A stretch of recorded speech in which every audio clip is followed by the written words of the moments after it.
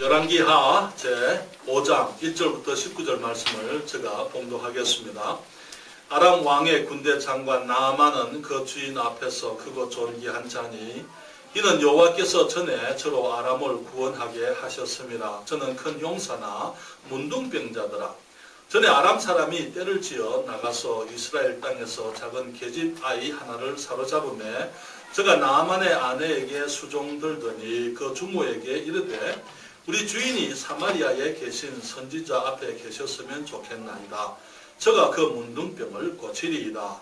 나아만이 들어가서 그 주인에게 구하여 가로되 이스라엘 땅에서 온 계집아이의 말이 이러이러하더이다. 아람 왕이 가로되 갈지어다. 이제 내가 이스라엘 왕에게 그를 보내리라.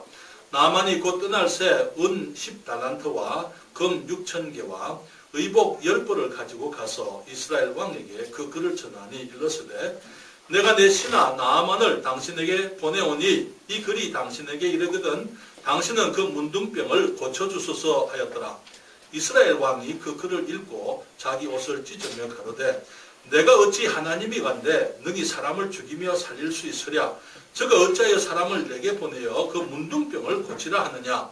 너희는 깊이 생각하고 저 왕이 틈을 타서 나로 더불어 시비하려 함인 줄 알라 하니라. 하나님의 사람 엘리사가 이스라엘 왕이 자기 옷을 찢었다 함을 듣고 왕에게 보내어 가로되 왕이 어찌하여 옷을 찢었나이까. 그 사람을 내게로 오게 하소서. 저가 이스라엘 중에 선지자가 있는 줄을 알리이다.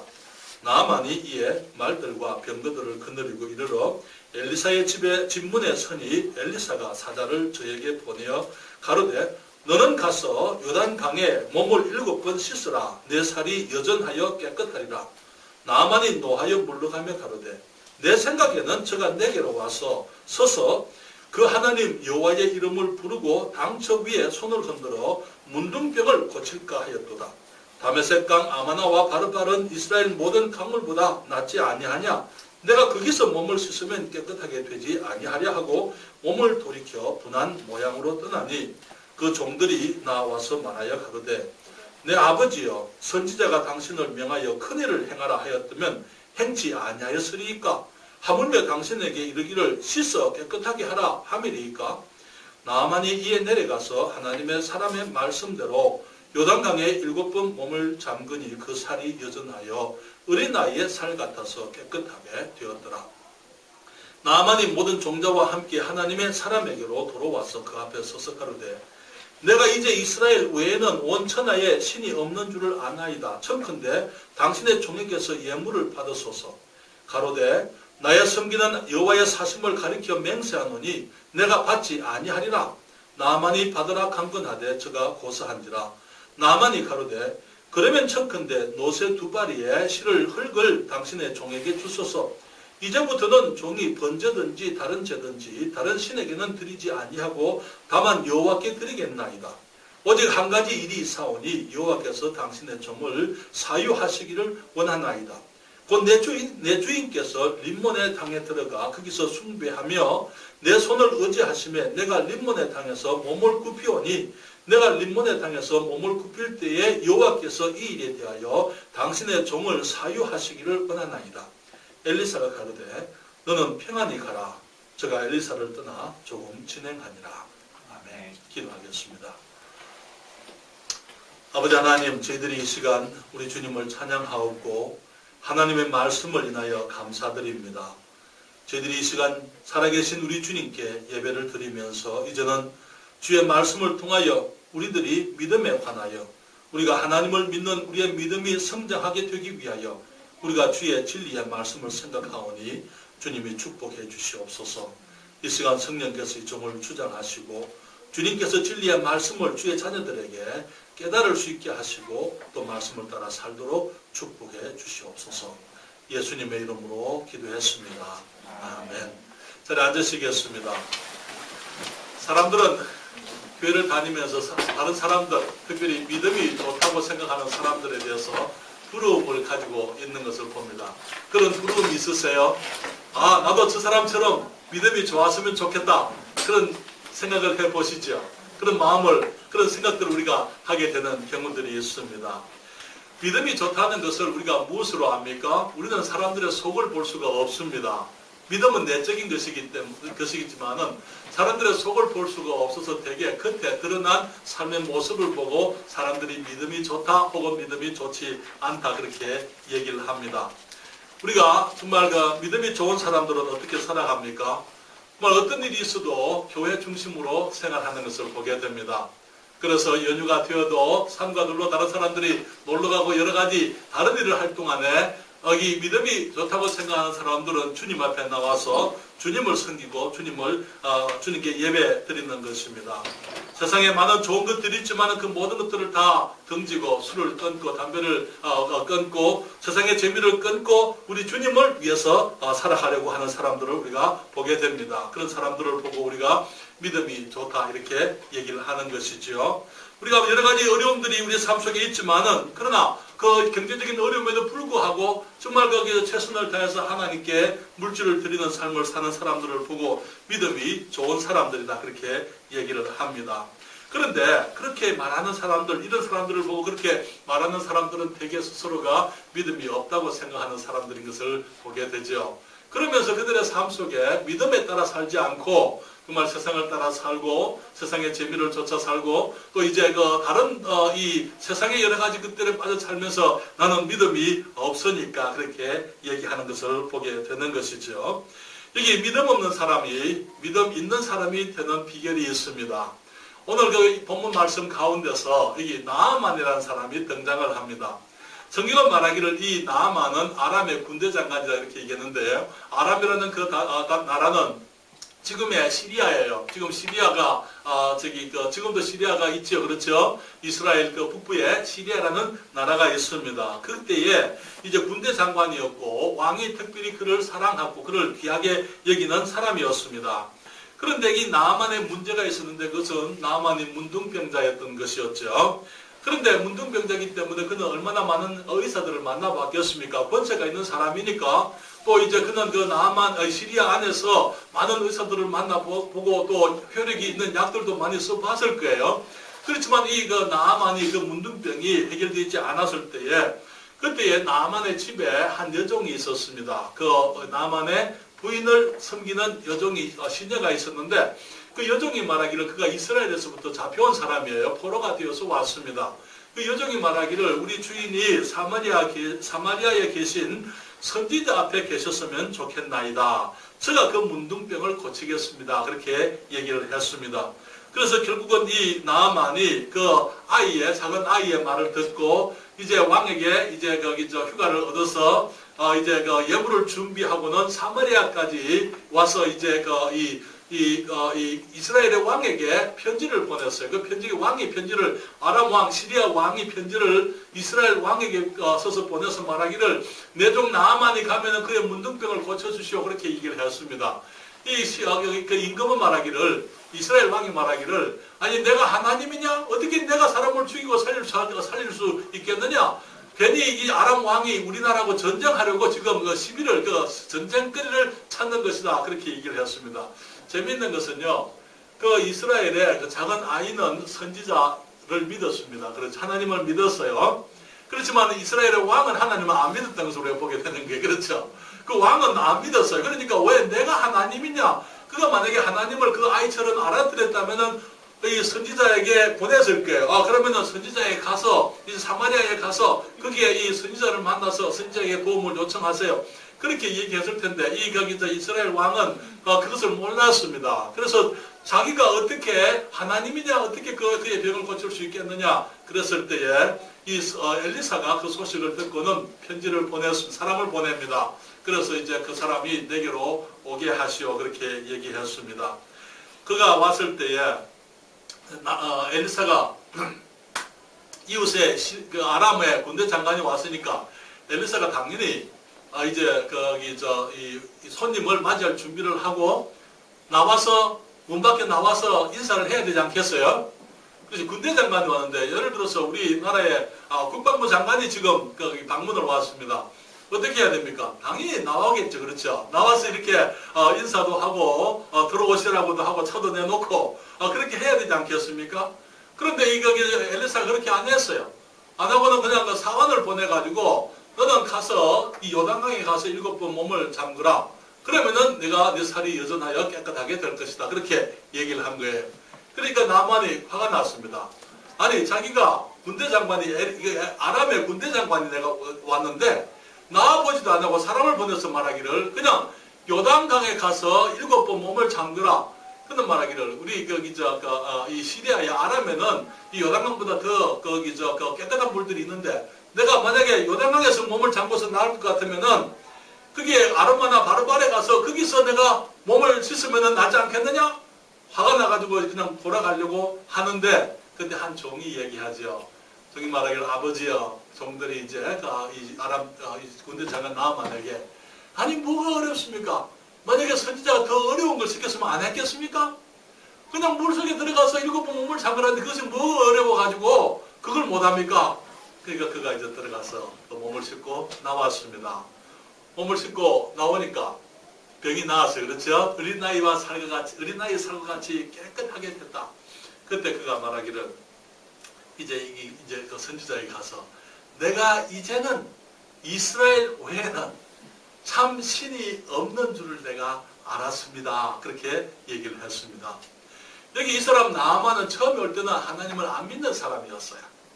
그러나 그가 나중에는 믿는 사람이 되었습니다. 그렇죠? 그래서 우리들이 이 믿음을 얻는 길을 우리가 생각을 해보게 될 때에 우리는 먼저 이 나만의 병은 믿음 때문에 나은 것이 아니라는 사실을 우리가 기억을 할 필요가 있습니다. 나만은 믿음 때문에 병이 나은 것이 아니에요. 그는 이방인이었습니다. 이스라엘의 원수였습니다. 하나님을 알지 못하는 사람이었습니다. 육신의 질병의 치료를 위해서 이스라엘로 왔지만은 그는 믿음이 없는 사람이었어요. 그는 자기 생각이 강한 사람이었습니다. 11절에 보게 되면 그가 말하기를 나만이 노하여 물러가며 가로되 내 생각에는 저가 내게로 나와 서서 그 하나님 여호와의 이름을 부르고 당처 위에 그 문둥병 거기에다가 손을 얹고 이 손을 흔들어 문둥병을 고칠까 하였도다 그렇게 얘기했습니다. 많은 경우에 우리들의 문제가 뭐냐면은 내 생각이 문제예요. 내 생각이 하나님께서 이렇게 하셔야 되는데 이렇게 하시지 않았고 내 생각은 많은 경우에 하나님의 말씀이 주님께서 우리에게 하시는 그 말씀이 내 생각과 다르기 때문에 그래서 내 생각과 같지 않아서 많은 경우 하나님의 말씀을 거부하는 것을 보게 되는 것입니다. 믿음이라는 것은요, 우리가 내 생각대로 믿는 것이 아니고 믿음은 하나님의 말씀을 믿는 것이 믿음입니다. 성경이 말씀을 했어요. 성경이 어떤 책입니까? 지난 2000년 동안 성경은 하나님의 말씀으로 증명되어진 책입니다. 그렇지 않습니까? 지금 이 세상에 가장 많이 인쇄되어지는 인쇄술이 1400년대에 1600년대에 이 인쇄술이 독일의 구텐베르그에 의해서 처음에 발명이 되고 난 이후에 처음 인쇄된 것이 성경입니다. 그렇습니까? 처음 인쇄된 것이 성경이고 그 성경이 지금도 박물관에 있습니다. 구텐베르그 성경이. 그리고 그때 이후로 지금까지 매년 가장 많이 인쇄되어지는 책이 성경이에요. 가장 많이 팔리는 책이 성경입니다. 성경이 사람들의 삶 속에 가장 깊은 영향을 미쳐왔고 지금도 마찬가지인 것입니다. 그래서 우리들의 문제는 많은 경우에 우리가 하나님의 말씀, 내 생각은 아무것도 아니라는 것. 내가 내 생각을 내려놓고 하나님의 말씀, 성경 말씀이 무엇을 얘기하느냐 하는 그것을 우선적으로 생각을 해야만 되는 것이죠. 이 사람은 교만한 사람이었다고 이렇게 한편으로 얘기할 수 있어요. 그가 엘리사가 나오지 않았습니다. 사환이 나와서 그렇죠. 그가 말하기를 내 생각에는 저가 내게 나와서 그렇게 얘기했어요. 저가 내게 나와서 그는 말하기를 또 그는 이방 종교에 익숙한 사람이었습니다. 그는 말하기를 여호와의 이름을 부르고 당처 이 환처 위에다가 손을 흔들고 마치 여기 많은 사람들이 구설하듯이 그런 식의 이방 종교에 익숙한 사람이었기 때문에 그가 엘리사가 나오지 아니하고 그냥 단순히 이 요단강에 가서 7번 몸을 씻으라는 그 말에 그가 지금 화가 나고 진노했던 것을 보게 되는 것입니다. 성경은 말하기를 사람의 마음의 교만은 멸망의 선봉이요 그렇게 얘기했어요. 겸손은 존귀의 앞잡이니라 그렇게 얘기했습니다. 여기에 우리가 많은 경우에 우리들이 내 고집, 나의 교만, 내가 나를 낮추지 못할 때에 그때 우리는 멸망을 당하게 되고 하나님의 길을 알지 못하게 되고 우리들이 우리들이 잘못되지만은 우리들이 자기를 낮추고 겸손하게 될 때에 우리들이 하나님 앞에서 하나님의 축복을 누릴 수가 있는 것이죠. 여기에 이 나아만은 그 당시에 이 화가 나서 그는 돌아섰지만 사실은 그도 물론 자존심이 있는 사람이었지만은 그러나 다른 사람들의 말을 들을 수 있는 겸손함이 그에게도 있었던 것을 보게 됩니다. 한 어린 소녀가 얘기했어요. 만약에 우리 주인이 사마리아에 계셨다면 사마리아에 계신 우리 선지자가 그를 고쳤을 텐데 그 말을 들었어요. 어떤 아이입니까? 지금 이스라엘에 포로가 되어져 온 그 조그만한 작은 소녀의 그 말입니다. 그 말을 듣고는 거기에 희망을 가지고 왕에게 이제 이 휴가를 얻어서 그가 이 사마리아까지 올 수 있는 그런 작은 것이라도 그러면 붙들려고 하는 그런 마음을 가지고 있었더랬어요. 그가 이제 이 종들이 말하기를 아버지요, 만약에 선지자가 더 어려운 것을 시켰으면 듣지 않았겠습니까? 그렇게 얘기했어요. 하물며 그 요단강에 가서 씻으라는 거, 그 뭐가 어려워서 듣지를 않습니까? 그랬을 때 그는 그 말을 들을 수 있는 이 마음의 겸손함, 겸허함이 그에게 있었던 것을 보게 되는 것입니다. 그래서 그를 낫게 한 것은 믿음이 아니고 주님 앞에 나왔을 때 주님이 하시는 그 말씀에 대해서 받아들이려고 하는 겸허함 때문에 그는 낫게 된 것을 보게 되는 것이죠. 14절에 보게 되면 나아만이 이에 내려가서 하나님의 사람의 말씀대로 요단강에 7번 몸을 잠그니 그 살이 여전하여 어린 아이의 살 같아서 깨끗하게 되었더라. 그렇게 얘기를 했습니다. 사랑하는 여러분, 우리가 하나님의 말씀 가운데서는 수많은 약속들이 있어요. 주님께서 말씀하시기를 우리들에게 구원의 약속을 하셨습니다. 로마서 10장 13절에 보게 되면 누구든지 주의 이름을 부르는 자는 구원을 얻으리라 그렇게 말씀을 했습니다.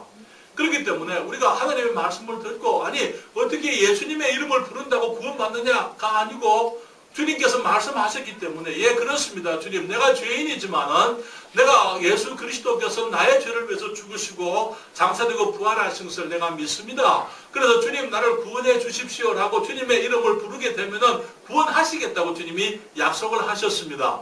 그렇기 때문에 우리가 주님의 이름을 부르게 될 때에 우리는 구원을 얻게 되는 것입니다.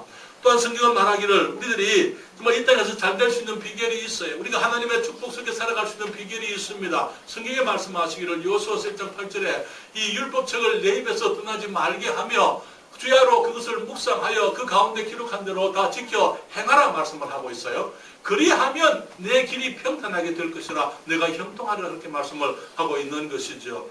우리 많은 사람들이 이 땅에서 정말 잘 되기를 원하지만은 그러나 하나님께서 우리가 진정으로 잘 될 수 있고 형통할 수 있는 그 비결이 다른 데 있는 것이 아니고 하나님의 말씀을 주야로 묵상하고 그 말씀에 기록한 그대로 지켜서 행하게 되면은 우리가 형통하게 될 것이고 우리의 길이 잘 될 것이다 주님이 말씀을 했던 것을 보게 되는 것이죠. 성경은 말씀하시기를 또 시편 1편에 보게 되면 이런 말씀이 있어요. 복 있는 사람은 악인의 꾀를 좇지 아니하며 죄인의 길에 서지 아니하고 오만한 자의 자리에 앉지 아니하고. 복 있는 사람들 어떤 사람들이냐? 세상 사람들과 똑같이 살아가는 것이 아니고 이게 악인의 길에 악인의 꾀를 좇지 아니하며 죄인의 길에 서지 아니하고 교만한 사람들, 하나님을 없다고 말하는 그런 사람들의 자리에 앉지 아니하고 말하기를 오직 여호와의 율법을 즐거워하여 그 율법을 주야로 묵상하는 자로다 그렇게 말씀을 했어요. 하나님의 말씀을 따라서 그 말씀을 즐거워하고 주야로 묵상하게 될 때에 성경 말하기를 그는 시냇가에 심은 나무가 시절을 쫓아 과실을 맺으며 그 잎사귀가 마르지 아니함 같으니 그 행사가 형통하리로다 그렇게 말씀을 했습니다. 우리들이 하나님의 말씀을 듣고 하나님의 말씀을 행할 때에 하나님께서 하나님 말씀을 축복하시고 우리들에게 하는 그 모든 일들이 형통하게 하겠다고 말씀을 하셨어요. 사랑하는 여러분, 이 땅에서 장수하기를 원하십니까? 장수하기 원하세요? 잘되기 원하십니까? 예, 그렇습니다. 우리 모두가 장수하기 원하는데 성경에 약속이 있습니다. 그건 뭔지 아세요? 우리 에베소서 6장 1절부터 3절에 말하기를 자녀들아 너희 부모를 주 안에서 순종하라 이것이 옳으니라.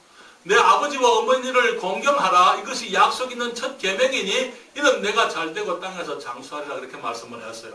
사람들에게 주신 하나님의 약속 있는 첫 계명이 무엇이냐? 부모님을 공경하는 것이다 그렇게 얘기를 했어요. 그렇게 하면은 주님께서 우리가 땅에서 잘되고 장수하겠다. 그렇게 주님이 말씀하고 있는 것입니다. 주님께서 이스라엘 백성들에게 10계명을 주셨는데 10가지 계명 아시죠? 10계명을 모세를 통해서 이스라엘 백성들에게 주셨는데 10계명은 둘로 나눌 수 있습니다. 전체로 사랑하라 그 말이죠. 1계명부터 4계명까지는 하나님을 사랑하라 그 말이에요. 5계명부터 10계명까지는 사람들을 사랑하라 그 말이거든요. 그런데 5계명에서부터 10계명에 제일 먼저 5번째 계명이 뭡니까? 약속 있는 첫 계명, 내 부모를 공경하라는 그 첫 계명인 것입니다. 사람들에게 주신 계명들 중에 첫 계명이 내 부모를 공경하라. 그리하면 네가 땅에서 잘되고 네가 잘되고 땅에서 장수하겠다 그렇게 말씀을 했습니다.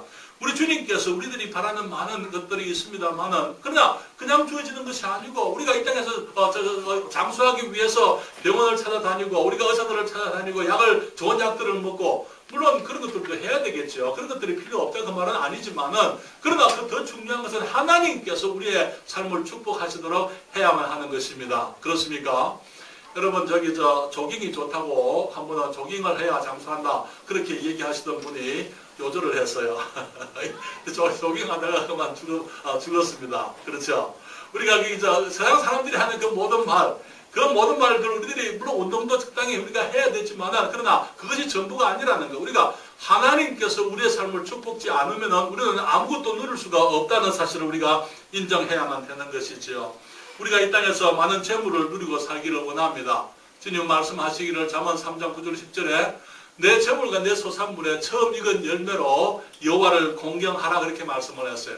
그리하면 내 창고가 가득히 차고 내 즙틀에 새 포도즙이 넘치리라 그렇게 얘기를 했습니다. 많은 사람들이 순종하지 아니하면서 핑계를 믿음이 없어서 그렇게 얘기를 합니다. 나는 믿음이 없어서 순종하지 못합니다. 그렇게 얘기를 하는데 사실은 믿음이 그냥 주어지는 게 아니에요. 믿음이 주어지기 위해서는 믿음으로 나만이 하나님을 믿었기 때문에 그의 병이 나은 게 아니에요.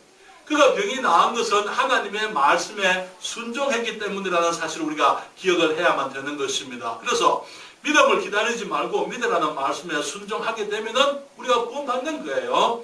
말씀이 내게 지혜를 주기를 기다리지 말고 말씀을 사모하고 말씀을 내가 아는 말씀들 내가 더 큰 비밀이 아니고 내게 지금 주님께서 깨닫게 해주신 그 말씀들에 내가 순종하게 되면은 주님 앞에서 우리가 지혜로운 삶을 살게 되는 것입니다. 그래서 모든 예배에 출석하라고 주님이 말씀했는데 믿음이 없으니까 못한다가 아니고 모든 예배에 출석하게 되면은 믿음이 성장하게 되어져 있는 거예요. 11조를 성실히 하라 그랬는데 믿음이 없어서 하지 못한다가 아니고 내가 믿음으로 주님의 말씀에 순종해서 하게 되면은 하나님께서 축복하시는 것을 경험하게 되는 거예요. 여러분은 지금 여기 앞에 선 사람이 거기 11조나 하나님께 드림으로 인해서 복을 받은 사람들 중에 한 사람인 것을 여러분이 보고 계십니다. 구원받고 난 다음에 처음부터 제가 11조 하는 것을 배웠어요. 11조 하라는 말씀을 들었습니다. 주님을 사랑하니까 감사하니까 내가 주님께 물질을 드리기를 원해드렸어요. 그런데 그때 제가 중학교 2학년이었습니다. 그때 우리 아버지께서 제게 하루에 50원 주셨어요. 왜 50원인지 아세요?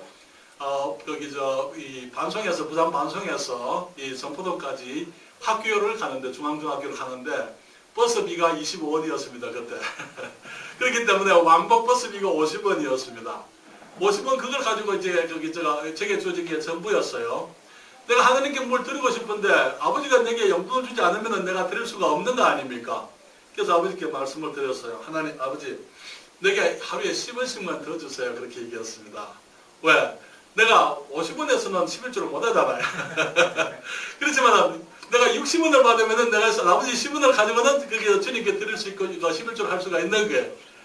그렇게 11조를 하면서 그러니까 여러분 제가 처음에 직장을 얻었을 때 야간 고등학교를 다니면서 직장 생활을 하면서 그때 거기 처음 월급 받았을 때 주님 앞에 먼저 가져가고 하나님께 11조를 먼저 하고 정말 거기서 항상 11조는 늘 주님께서 하신 그 말씀 가운데서 제가 그렇게 순종해 왔더랬어요. 신학교를 갔습니다. 신학교에 갔을 때에 그때 결혼을 했습니다. 그때 거기 월급 5만 원 받았습니다. 우리 선교사님들을 통역하면서 선교사님들이 아주 싼 사람들이에요. 아니요. 우리가 믿음으로 사는 게 선교사님 때문에 사는 게 아니고 믿음으로 사는 게 이제 그 5만 원 받아가지고 11조 하고 또 이제 거기 저 교통비 해야 되죠. 학비 해야 되죠. 또 거기에 거기 저 또 다른 헌금도 해야 되죠. 그때 거기 저 둘이서 부부간에 이제 또 다음 우리 아이가 태어나죠. 여기 저 5만 원 가지고 생활할 수가 없습니다. 아무리 거기 저 1970년대지만은 그렇게 생활할 수가 없었어요. 그러나 하나님께서 항상 축복해 주셨습니다. 신학교를 졸업하고 목포에 1980년대에 거기 저 개척을 나가는데 저게 30만 원이 있었어요. 그걸 가지고 이제 내려갔던 것을 우리가 기억합니다. 사랑하는 여러분, 하나님께서 지금까지 그렇습니다. 지금까지 주님께서 주신 그 축복들, 하나님께서 주님 말씀을 약속을 하셨거든요. 내 거기 저 재물과 내 소산물에 처음 익은 열매로 여호와를 공경하라 그렇게 말씀을 하셨어요. 주님 말씀에 온전한 11조를 창고에 들여서 주님의 집에 양식이 있게 하라 그렇게 말씀을 했어요. 그러면 주님께서 하늘 문을 열고 복을 쌓을 곳이 없도록 붙지 아니하나 보라 그렇게 말씀을 하셨습니다. 그러나 여러분, 지금까지 우리들은 저희 아내와 제가 살아오는 것은 정말 주님의 은혜로 사는 거예요. 계산으로 살지 않습니다. 주님께서 거기 주시는 것들, 내게 주어진 것들을 내가 계산을 하게 되면은 어떻게 살아갈 방법이 없어요. 그것을 충분히 못합니다. 그러나 항상 주님께서 먼저 주님을 공경하게 될 때에 주님께서 축복하시는 것을 경험하게 되는 거예요. 어떤 목사님이 거기 저 얘기를 했습니다. 11조에 대해서 어떤 성도가 와서, 목사님, 나는 11조를 못 하겠습니다. 11조 하면은 내가 살림에 부족해서 내가 11조를 할 수가 없습니다. 그때 그 목사님이 이렇게 얘기했어요. 11조를 하세요. 그리고 만약에 못하는 거 있으면 언제든지 와서 얘기하세요. 내가 도와드리겠습니다. 그렇게 얘기했어요. 그리고는 그분이 11조를 하기 시작을 했습니다. 그러면 그분이 거기 그 목사님에게 도와달라고 왔을까요? 아니요. 목사님에게 도와달라고 얘기해요. 왜? 하나님께서 하나님의 말씀을 축복하시고 하나님께서 약속을 지키시고 주님께서 정말 어려운 가운데서 주님께 물질을 드리는 사람들을 주님이 축복하시는 것을 우리가 경험하는 거예요. 여러분들이 11조를 할 때에, 그래서 하나님, 내가 내 계산으로는 부족합니다만은 그러나 주님께 순종하겠습니다라고 먼저 하게 될 때에 여러분들이 하나님이 축복하시는 것을 경험하게 돼요. 하나님이 과연 살아계시는구나. 하나님이 과연 주님의 말씀을 지키시는구나. 그러면서 우리들이 경험하게 되는 것입니다. 사랑하는 여러분, 순종치 아니하는 것을 믿음이 없어서라고 핑계하지 말고 순종하세요. 그러면은 주님께서 축복하시는 것을 여러분들이 경험하게 되는 것입니다. 우리가 거기 세상처럼 살지 말고, 세상 사람처럼 살지 말고 정말 그리스도인답게 우리의 삶 속에 하나님을 우선적으로 섬기게 되게 될 때에 하나님께서 우리의 삶에 진정 축복 속에서 풍성한 삶을 살도록 주님이 축복하시는 것을 경험하게 되는 것입니다. 그래서 우리가 이 나아만은 이 병을 나은 것이, 나아만이 이 믿음이 있어서 병 나은 게 아니라는 것을. 그래서 두 번째로 우리가 생각해야 될 것은 믿음이 없던 나아만이지만 그가 순종함으로 믿음을 얻게 되었다 하는 것이지요. 여러분, 15절에 그가 이렇게 얘기합니다. 몸이 다 나았어요. 나아만이 이 모든 종자와 함께 하나님의 사람에게로 돌아왔습니다. 그가 말하기를 그 앞에 서서 가로되 내가 이제 이스라엘 외에는 온 천하에 신이 없는 줄을 아나이다. 청컨대 당신의 종에게서 예물을 받으소서. 물론 거기 엘리사가 예물을 거부했습니다만, 거절했습니다만은 그는 말하기를 온 천하에 이스라엘 외에는 하나님이 없는 줄을 내가 압니다. 그렇게 얘기를 했던 것을 보게 되는 것입니다. 한 번은 예수님께서 이제 사람들에게 말씀을 가르치는데 많은 사람들이 예수님 앞에 모여왔습니다. 그렇기 때문에 예수님께서 사람들이 너무 많으니까 바닷가에서, 갈릴리 바다에서 이제 해변가에서 주님 계시다가 사람들이 너무 많으니까 그만 예수님께서 거기에 배를 가지고 이제 아침에 밤새 물고기를 잡고 아침에 그물을 수리하는 어부들을 만나셨어요. 이 베드로죠. 베드로와 안드레가 거기에 이제 그 그물을 손질하고 있었습니다. 그래서 사람들을 그 해변가에 다 앉혀놓으시고는 이 예수님께서는 이 베드로의 배를 빌렸습니다. 그리고 베드로의 배를 타시고는 배에서부터 이제 해변에 앉아있는 사람들에게 하나님의 말씀을 가르치셨어요. 그리고는 이제 그 말씀을 다 하시고 난 다음에 베드로에게 배삭스를 주시려고 하시는 거예요. 주님 말씀하시기를 지금 깊은 데로 가서 그물을 내려라 그렇게 얘기를 했습니다. 여러분들이 누가복음 5장에 보시게 되면 그때 베드로가 말하기를 선생이여 우리가 밤이 맞도록 수고하였으되 얻은 것이 없지만은 말씀에 의지하여 그물을 내리리이다 이렇게 말씀을 했습니다. 여기에 여기 성경이 말하기를 이게 누가복음 5장 5절인데요. 거기에 시몬이 대답하여 가로되 선생이여 우리들이 밤이 맞도록 수고를 하였으되 얻은 것이 없지만은 말씀에 의지하여 내가 그물을 내리리이다 이렇게 얘기를 했습니다. 무엇에 의지해서요? 말씀에 의지해서. 지금 베드로는 어떤 사람입니까? 그는 이 갈릴리 바다에서 평생을 살아왔습니다. 그는 평생 어부였어요. 그렇기 때문에 여기에 그의 경험에 의하게 되면은 낮에는 그물을 손질하고 저녁에 나가서 밤에 나가서 어두울 때에 그물을 던져서 고기를 잡는 거예요. 왜냐하면은 지금같이 저희망 이 그물이나 그런 것이 없었기 때문에 그들이 그때는 이 고기를 잡으면은 그냥 배 위에서 그물을 던져가지고 물 위에 있는 표면 가까이에 있는 생선 물고기들을 잡아 올려드렸어요. 지금 해가 뜨게 되면은요, 낮이 되면은 그 물고기들은 전부 깊은 데로 내려가기 때문에 낮에는 그물을 내릴 수가 없는 거예요. 그렇게 해봐야 고기를 잡을 수가 없는 거예요. 그런데 그날 밤에는 이 밤이 맞도록 밤새도록 그들이 수고를 했지만은 고기를 잡지 못했는데 주님 말씀하시기를 이제 깊은 데로 가서 그물을 내려라 그랬을 때에 선생이여 우리가 밤이 맞도록 수고를 하였으되 얻은 것이 없지만 그 다음에 말씀에 의지하여 내가 그물을 내리리이다 그렇게 얘기했습니다. 결과가 어떻게 됐습니까? 결과는요. 성경이 말하기를 그물에 고기가 얼마나 많이 잡혔던지 그 한 배에 다 실을 수가 없었어요. 그래서 친구의 배를 부릅니다. 누구지요? 요한과 야고보 이 세베대의 아들들을 불러가지고 2배 가득히 고기를 실었는데 배가 물에 잠기게 됐다 그렇게 얘기를 하고 있는 것입니다. 그때 베드로가 뭐라고 하는지 아십니까? 무릎을 꿇고는 주님께 말하기를 주여 나를 떠나소서 나는 죄인으로서이다 그렇게 얘기를 합니다. 그는 말하기를 주여 나를 떠나소서 나는 죄인입니다. 이 베드로가 어떻게 믿음을 가지게 됩니까? 처음에는 그는 예수님을 선생이라 불렀잖아요. 선생이여 우리가 밤이 맞도록 수고를 하였으되 얻은 것이 없지만은 말씀에 의지하여 우리가 그물을 내리리이다 그렇게 말하고는 그 많은 고기를 잡고 난 다음에 그는 말하기를 주여 나를 떠나소서 나는 죄인입니다. 죄인으로서이다. 믿음이 없었던 베드로지만은 믿음을 가지게 됐습니다. 여러분, 우리가 하나님의 말씀을 믿는 게요. 말씀을 믿고 순종하게 되면은 그 순종의 결과가 나타나게 되어져 있습니다. 하나님의 약속이 이루어지는 것을 알게 되는 거예요. 여러분, 예수님을 처음에 영접했을 때 주님께서 단순히 믿으라고 말씀을 했습니다. 그래서 예수님께서 나의 죄를 위해서 죽으시고 장사되고 부활한 것을 내가 믿었습니다. 믿고 나니까 내 안에 들어오는 평안이 있습니다. 확신이 있는 거예요. 그리고 내가 언제든지 이 땅을 떠나면은 천국 갈 수 있구나 하는 것을 내가 잘해서가 아니고 우리 하나님의 약속 때문에 내가 구원받은 것을 내가 알게 되는 것입니다. 그러니 여러분 그것이 믿음이에요. 믿음이라는 것이 그냥 우리가 믿으려고 어떤 사람들은 무조건 믿으라 그렇게 얘기하는데 아니요. 무조건 믿는 게 아니에요. 하나님의 말씀을 믿는 것입니다. 하나님의 말씀을 제가 한번은 목포에서 개척할 때에 저희들이 이제 2층 건물을 빌려서 개척을 하고 있었습니다. 이제 계단으로 올라가면은 오른쪽은 예배당이에요. 왼쪽은 사택입니다. 그래서 이제 왼쪽으로는 사택이 있고 오른쪽으로는 예배당인데 이제 그 사이에 이 문이 이쪽으로 들어가는 문이 있고 저쪽으로 사택으로 들어가는 문이 있는데 문들이 유리로 되어 있어요. 전유리, 여기 간유리 이렇게 사람의 그림자가 비치는 유리. 누군지는 모르지만은 이 그림자 비치는 그런 유리였습니다. 한 번은 우리 사택에서 내가 여름에 앉아 있는데 어떤 사람이 교회당으로 들어가는 것을 제가 봤어요.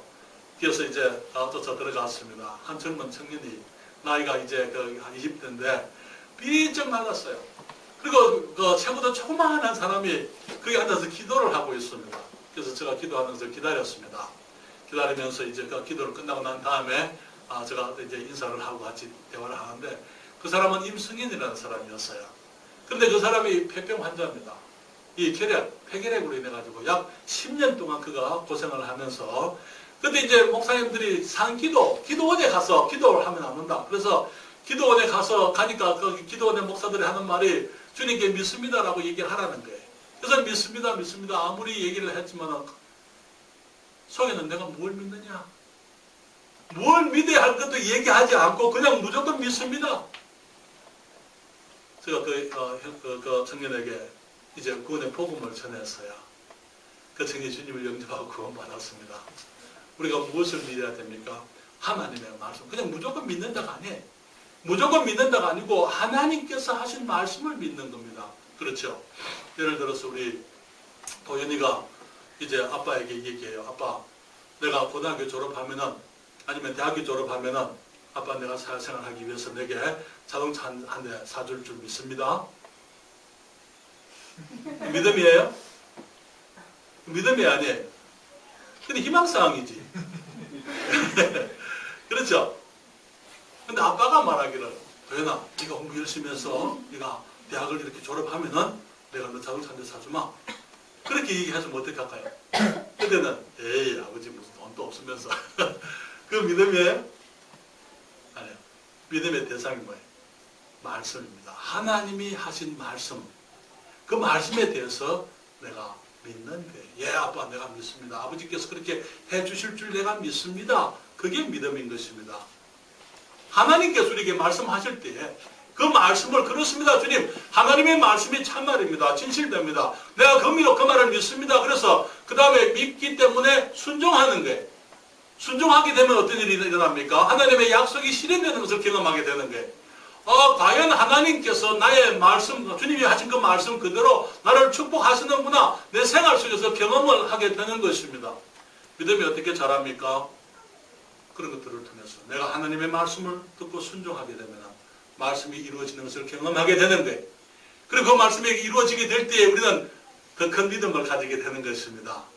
그래서 우리 많은 경우에 이 그리스도인들이 주님께 하는 고백이 주님께서 저를 지금까지 인도해 주셨기 때문에 주님 나의 삶이 지금 비록 건강이 좋지 않고 내게 많은 어려움이 있지만 앞으로도 인도해 주실 줄 내가 믿습니다. 왜? 주님께서 인도하시겠다 약속을 했고 주님이 인도해 주신 경험이 있기 때문에 우리가 어려운 가운데서 고등학교를 졸업을 하게 해주신 주님이 계시기 때문에 그 주님께서 이 대학교도 주님이 졸업하게 해주실 줄 내가 믿습니다. 우리가 이렇게 얘기할 수 있는 거예요. 지금까지 여러 환난을 이기게 해주신 하나님께서 앞으로도 나의 삶 속에 여러 가지 어려움과 시련이 있겠지만 주님이 축복하실 줄을 내가 믿습니다. 이렇게 얘기할 수가 있는 것입니다. 어떤 사람들은요 그렇지만은 그 반대로 말하는 사람들이 있어요. 지금까지 하나님이 나를 인도해 주셨지만은 앞으로는 잘 모르겠습니다. 그렇게 그건 믿음이 아니에요. 주님께서 지금까지 나를 인도해 주셨기 때문에 앞으로도 내가 주님께서 인도하실 것을 내가 믿습니다. 여러분 저는 우리 주님께서 우리 세종 성서 침례교회를 축복하실 것을 제가 믿고 있습니다. 제가 알고 있어요. 왜 그렇습니까? 저는 많은 경험을 했거든요. 저는 많은 경험을 했습니다. 목포에서부터 거제도에서 수원에서 미국에 가서 우리가 페스코에서 타코마에서 많은 주님의 경험, 주님께서 약속하신 것들을 이루시는 것을 보고 경험해 왔기 때문에 주님께서 한국에 가라 그랬을 때 두말하지 않고 알았습니다. 하나님 충격이었지만은 주님이 원하시면 내가 한국으로 돌아갑니다. 그리고 주님께서 거기 18개월 동안 제가 여행을 하면서 사람들에게 교회들을 방문하고 정말 제 마음에 있는 부담들을 교회에 얘기하고 이제 거기 나올 준비를 할 때 하나님께서 내 기도대로 인도하신 것을 제가 알고 있거든요. 많은 사람들이 이 선교사로 나오기 위해서는 선교지에 가기 위해서는 2년, 3년 이상을 여행을 하면서 준비를 해야 됩니다. 주님께 제가 그렇게 얘기했어요. 하나님, 저는 지금 나이도 많습니다. 젊은이가 아닙니다. 이렇게 2, 3년 그렇게 내가 낭비하고 투자할 시간이 없습니다. 그러니까 주님 18개월입니다. 주님 18개월까지 내가 끝을 내게 해주십시오. 주님 내년 2월달까지입니다. 그러니까 그때 2011년이었기 때문에 2012년 2013년 2월달까지 내가 끝을 내게 해주십시오. 9월달부터 내가 거기 데피테이션 시작했거든요. 그 전에 18개월 만에 주님께서 딱 준비를 하게 해주셨어요. 그리고 이제 준비해서 4월달에 2013년이죠. 그렇죠? 2013년 4월달에 한국에 나왔습니다. 나와가지고도 마찬가지. 주님 어디로 갈까요? 어디서 주님께서 내가 뭘 해야 됩니까? 어디서 교회를 개척해야 되고 어떻게 해야 됩니까? 주님이 사람들을 보내시면서 세종시에 우리 집사님 가정이 있는 것을 알게 되고 또 하나님께서 마음에 부담 주시고 우리가 처음에 우리 작년 5월달에 우리 집에서 시작을 했잖아요. 5월 11일 날 첫 예배를 우리가 했습니다. 우리가 7월달에 우리가 근무를 봤습니다. 우리 돈이 많았죠, 그렇죠? 돈이 많았어요, 그렇죠? 여기에 많은 돈들이 투자됐지만 우리가 믿음으로 시작하게 될 때 하나님께서 역사하시고 공급하시고 해주신 우리가 지금까지 체험해 오고 있는 거예요. 그렇죠? 우리가 하나님의 말씀에 순종하게 되면 하나님께서 하나님의 말씀을 존중하시고 하나님의 말씀대로 이루시는 것을 경험하게 되는 것입니다. 그럴 때에 우리는 과연 하나님께서 살아계시고 주님께서 주의 말씀대로 우리의 삶을 축복하시는구나 하는 것을 알게 되는 거예요. 그렇게 되면 우리는 더 큰 믿음을 가지게 됩니다. 그리고 다음에 주님께서 우리를 도전하실 때에 우리가 그 믿음에 또 순종할 수가 있는 것이죠. 우리가 순종하게 되면 또 주님께서 우리의 순종을 주님이 축복하시는 것을 경험하게 되는 것입니다. 그래서 순종을 통해서 하나님의 말씀과 순종을 통해서 우리의 믿음이 성장하는 것을 보게 되는 것이죠. 그래서 순종의 경험을 가져오게 됩니다. 경험이 더 큰 믿음을 가져오게 됩니다. 그리고 믿음이 더 큰 또 다른 순종을 가져오면서 우리의 믿음이 자라게 되는 것을 우리가 기억해야만 되는 것입니다. 사랑하는 여러분, 많은 경우에 우리 사람들은 너무 감정적이에요. 우리들이 정말 기분 따라서 하나님 말씀은 그렇지만은 기분이 안 그런 거예요. 기분이. 그래서 기분 따라서 살다가 보니까 우리는 하나님 말씀을 따라 살지 못하고 우리들이 그리스도인으로 믿음이 성장하지 못하는 일들이 참으로 많습니다. 여러분, 우리가 미국에 있는 페스코 교회에 그리픈이라는 목사님, 켄 그리픈이라는 목사님이 계십니다. 근데 우리 미국에 있는 우리 리버비 침례교회 목사님들은 거의가 다 파일럿들이에요. 비행기 경비행기를 다 조종합니다. 저도 이제 배울 수 있는 기회가 있었지만 배우지를 못했습니다. 그런데 그때 그리픈 목사가 한 번은 경비행기, 사인성 경비행기 세스나 타고는 거기 가는데 구름 속으로 비행기가 들어갔어요. 근데 구름이 속에 들어가니까 밖을 볼 수가 없잖아요. 근데 비행기가 지금 기울어져 가는 것 같다는 기분이 드는 거예요. 그런데 계기는 보면은 수평이 되어 있습니다. 그렇지만은 기분은 꼭 비행기가 이렇게 기울어가지고 가는 것 같은 그런 기분이 드는 거예요. 그게 나중에 이제 구름에서부터 나와 보니까 계기가 맞아요. 만약에 그때 구름 속에 있으면서 이 수평을 그걸 따르지 않냐고 내 기분을 따라 들었다면 그는 사고를 했을 거예요. 사고를 당했을 것입니다. 하나님의 말씀이 계기판이에요. 하나님의 말씀이 진리입니다. 하나님의 말씀이 우리의 삶의 균형을 가져오는 것입니다. 우리가 기분을 좋치면 우리 실패하게 되어 있습니다. 우리는 너무 감정적입니다. 그렇죠? 많은 경우에 우리가 기분 따라서 목사님이 하는 말이 좀 기분이 안 좋아. 그래서 떠나가 버리고 어떤 교회 안에 어떤 사람이 좀 내게 이상한 말 해서 또 떠나가 버리고 기분이 상해가지고 그렇게 하게 되면 우리들은 믿음이 성장할 수가 없는 거예요.